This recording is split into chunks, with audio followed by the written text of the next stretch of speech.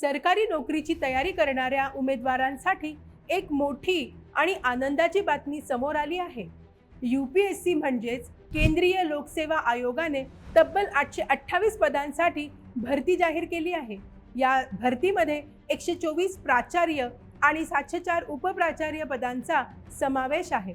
ही भरती दिल्ली सरकारच्या शिक्षण विभागासाठी केली जाणार आहे। या भरतीसाठी ऑनलाईन अर्ज प्रक्रिया 25 जुलै 2026 पासून सुरू होणार असून 14 ऑगस्ट 2026 ही अर्ज करण्याची शेवटची तारीख आहे।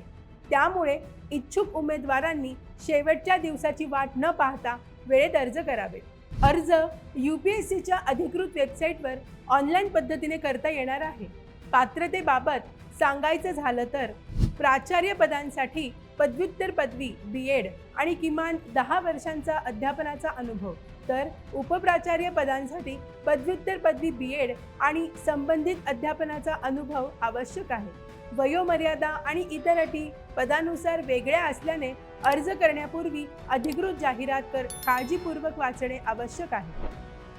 शिक्षण क्षेत्रात सरकारी नोकरीचे स्वप्न पाहणाऱ्या उमेदवारांसाठी ही एक सुवर्ण संधी ठरू शकते। त्यामुळे आवश्यक कागदपत्रांची तयारी करून वेळेत अर्ज करायला विसरू नका। तुम्हाला काय वाटतं?